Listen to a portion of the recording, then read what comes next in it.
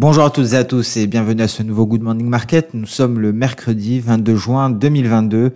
Hier, on a pu constater la poursuite du rebond des indices européens. Donc, 3 séances consécutives de hausse. Le CAC 40 a gagné 0,7%, le DAX a grappillé 0,2%. Et c'était notamment grâce aux hausses enregistrées par les valeurs des matériaux et de la consommation discrétionnaire. À Wall Street, également forte hausse, malgré les craintes persistantes de récession. Le Dow Jones qui bondit de 2%, le S&P 500 progresse de 2,6%. Le Nasdaq a gagné près de 3%, mais visiblement, donc il semble que les opérateurs aient décidé d'acheter le creux après les baisses massives, après le sell-off de la semaine dernière. Et donc, les opérateurs font abstraction de plusieurs éléments, de plusieurs événements négatifs, comme la hausse des taux, quatrième baisse mensuelle consécutive des ventes de logements existants, perspective de nouvelles hausses des taux par les banques centrales mais également, concernant le Covid, la hausse des contaminations à Shenzhen et Macao. Donc tout ça on laisse de côté et les opérateurs achètent le creux. Cela nous donne des séances dans le vert. Et donc les big tech, les grosses valeurs technologiques américaines se sont pas mal démarquées. On notera Tesla qui a gagné plus de 10%, étant donné que Musk a déclaré qu'il s'attendait à ce que la forte demande se poursuive. Donc on a au niveau des big tech, on prendra l'exemple de Meta qui a sous-performé. On a parlé hier de ce chiffre des ventes de logements existants aux États-Unis. Alors un chiffre qui a été communiqué en baisse de 3,4%. C'est le plus bas depuis juin 2020. C'est plus ou moins conforme aux estimations du marché. On a tout de même des ventes qui ont baissé pour un quatrième mois consécutif, alors que la hausse des taux hypothécaires à l'inflation élevée à des plus hauts, à des sommets depuis des décennies, affecte négativement le revenu des ménages. Concernant les déclarations des intervenants de la Réserve fédérale américaine, nous avons Berkin qui a indiqué que la récente décision sur les taux était appropriée et que les fortes hausses de taux devraient être poursuivies dans le même temps. Il n'y a pas de pression pour des hausses de taux supérieures à 75 points de base. Et la secrétaire au Trésor Janet Yellen qui a déclaré que les États-Unis étaient en pourparlers avec leurs alliés pour restreindre davantage les revenus pétroliers de la Russie en plafonnant le prix qu'elle demande pour son brut. Et on notera d'ailleurs un net recul des prix du pétrole en overnight pendant la nuit, pendant la session asiatique. On est allé chercher un plus bas, un creux d'un mois. C'est un mouvement plutôt déroutant ici sur les pétroles parce qu'il n'y a pas eu de catalyseur, il n'y a pas eu de déclencheur. Alors visiblement, ce sont les craintes générales de récession et donc des prises de bénéfices sur des positions d'achat qui auraient été à l'origine de ces baisses, mais on n'a pas de réel catalyseur pour le moment. Alors, toujours concernant le pétrole brut, Joe Biden qui a l'intention de pousser le Congrès à lever la taxe fédérale de 18 cents par gallon pendant les mois d'été pour réduire la flambée des prix du carburant. Je vous rappelle que les mois d'été, c'est la driving season. On a une hausse de la demande de carburant parce qu'on a une utilisation accrue des véhicules automobiles. On notera également un gold qui continue de s'échanger aux alentours de 1825 $ l'once, malgré la faiblesse du dollar américain, légère baisse du dollar américain qui se reprend d'ailleurs ce matin. Et on notera le yen japonais qui est tombé à un plus bas de 24 ans. Et donc la paire USD-yen a dépassé la résistance de 136 parce que la BOJ, la Banque centrale japonaise, devrait maintenir une politique accommodante, ce qui est vraiment à contre-courant. Et selon Citi, la politique de la BOJ ne changera pas avant 2023, c'est-à-dire avant la fin du mandat de l'actuel président Kuroda. Et donc, on a un yen qui est à un plus bas de 24 ans. Voilà pour le contexte de marché. On va s'intéresser à présent à la situation technique sur les indices boursiers. On va débuter par le DAX. Un DAX donc qui se replie depuis la nuit, les futurs DAX, une baisse qui est en train de se prolonger. On est en train de se diriger vers les récents creux, les récents plus bas. Alors on avait mis l'hypothèse d'une reprise baissière sur les indices de part, et c'était le H4 qui nous avait donné cette indication. On avait pu constater un nuage épais ici, on s'en approchait. C'est un peu ce qui nous avait mis la puce à l'oreille, souvenez-vous, sur le Bitcoin en données journalières. C'est à peu près la même configuration. Effectivement, le repli est en train de se concrétiser. Et si on casse les récents creux, on pourra avoir une accélération baissière. Alors ici, pour le DAX, jusqu'où on pourrait aller dans un premier temps, on a les 12 800 points à aller chercher. Donc si on passe sous les 13 000 points, sous le seuil psychologique des 13 000 points, c'est direction éventuellement donc les 12 800 ici. Alors le Nasdaq, la configuration est similaire et sans H4 qu'on a le plus d'informations. Et c'est le Nasdaq qui est vraiment allé chercher son nuage H4, qui l'a touché du bout de la mèche supérieure. Alors là, de retour sur la Kijun. Et c'est important. Alors autant pour le DAX, on attend la cassure des récents creux. Plus largement les 13 000 points, autant sur le Nasdaq, c'est un élément Ichimoku et c'est la cassure de la Kijun qui pourrait confirmer les perspectives baissières parce que cela nous renverrait vers les 11 120 environ. S&P 500, pareil ici, c'est en données H4 qu'on a le plus d'informations. On voit ici, le S&P 500 a déjà cassé la Kijun. Alors ici pour le S&P 500, ce qui est intéressant, je vais dézoomer. Ici, on a une oblique baissière, vous voyez, qui relie ces deux creux. Ce sont des creux qui datent de 2020, de novembre 2020. Et vous voyez, on s'est débattu pour se replacer au-dessus et on repasse sous ce niveau-là. Donc, c'est pour cela que j'ai des perspectives. Je m'attends à une reprise ici de la baisse sur les indices boursiers au vu de tous ces éléments. Au vu d'abord, on l'a dit, d'un Nasdaq en train de casser sa Kijun H4 et qui va peut-être en confirmer la cassure, en vue d'un S&P 500 qui casse à nouveau cette oblique haussière qui est reliée des anciens creux qui avait tenu ici le 14 juin avant de céder. Et donc tous ces éléments avec ces nuages Ichimoku H4 me laissent penser qu'on va aller revisiter les récents creux au minimum et peut-être même aller en marquer de nouveau. Et donc ici pour le S&P 500, il s'agirait d'aller chercher les 3600 points.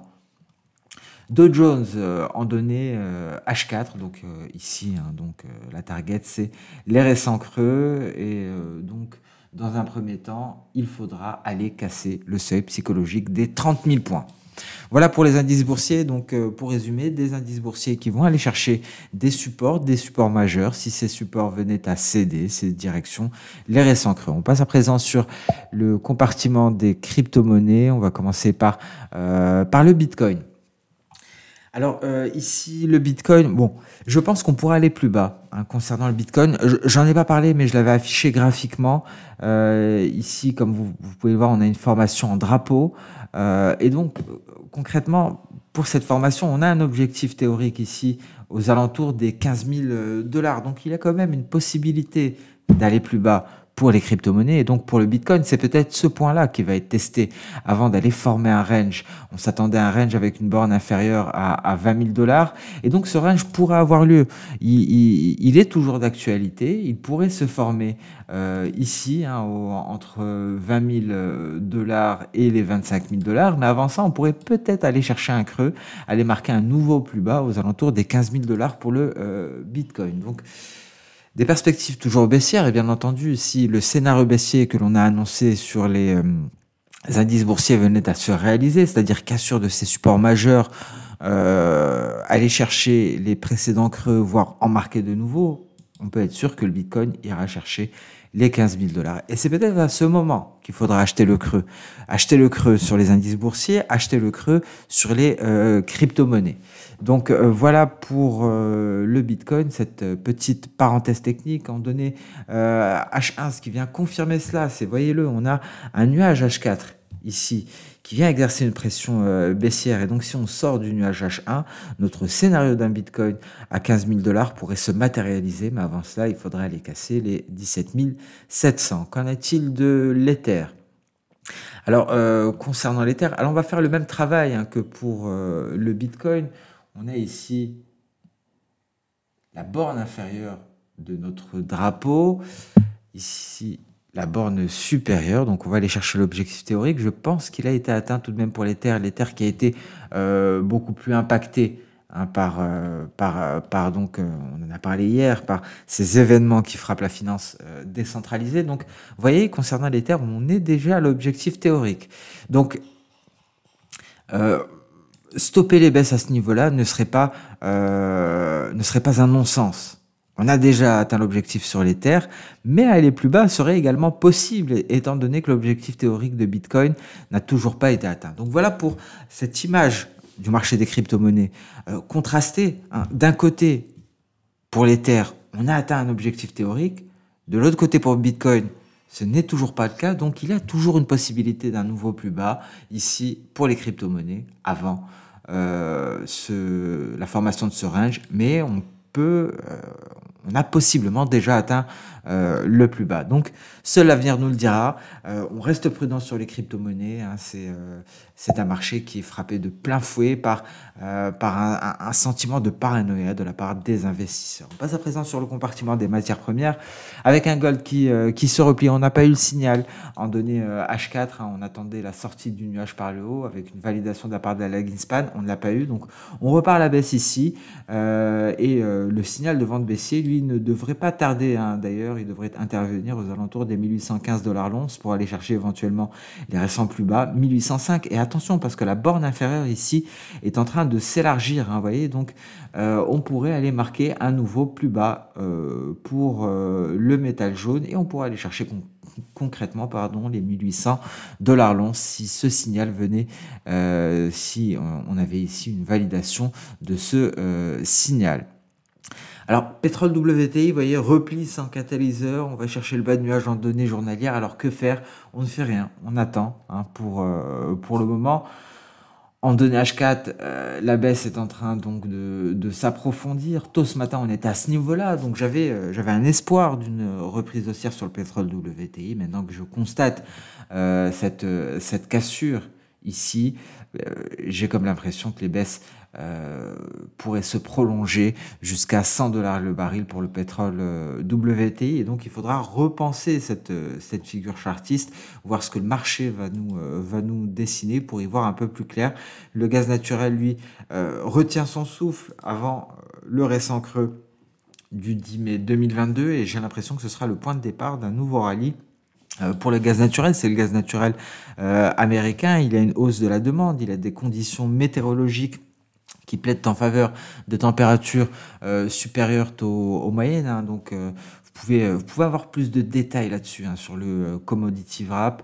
Vous voyez, hein, notamment concernant les températures, on attend vraiment des températures supérieures à la normale et c'est ici qu'on va avoir une hausse de la demande et c'est pour ça que d'un point de vue fondamental on s'attend éventuellement à une hausse du gaz naturel américain et on surveillera également de très près les stocks de gaz naturel.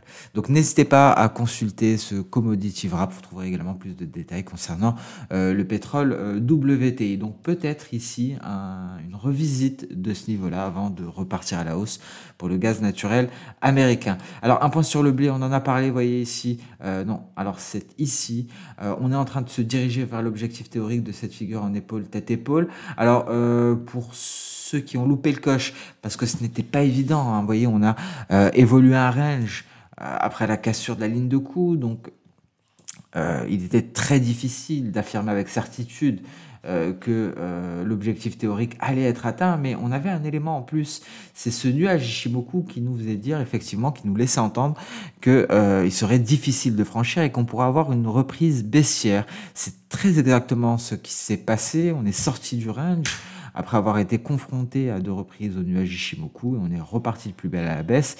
Et donc ici, ça pourrait être très intéressant de se positionner éventuellement à l'achat, parce que les fondamentaux plaident en faveur d'une hausse, et donc cet objectif théorique serait un point d'entrée ici optimal, avant donc un rebond et une reprise du rallye des prix du blé.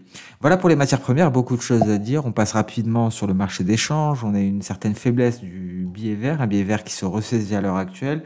Et donc il faut sortir du nuage par le haut, il faut une validation, donc il faut se hisser au-dessus des 105 pour espérer une réelle reprise du dollar américain. Cela permet à l'euro-dollar de se maintenir aux alentours des 1,05, mais il reste toujours sous une résistance majeure, un cluster de résistance qui est composé du nuage Ishimoku, de la borne inférieure, donc la SSA, de la Kijun et de la Tenkan. Et sur ce, nous allons mettre, petite parenthèse, je maintiens les perspectives baissières pour l'euro-dollar avec un objectif à 1,0405, dernier rempart avant les récents creux à 1,0350. Et sur ce, nous allons mettre un terme à ce Good Morning Market. Je vous souhaite une très bonne séance de trading, une excellente journée et on se donne rendez-vous à demain pour le prochain Good Morning Market.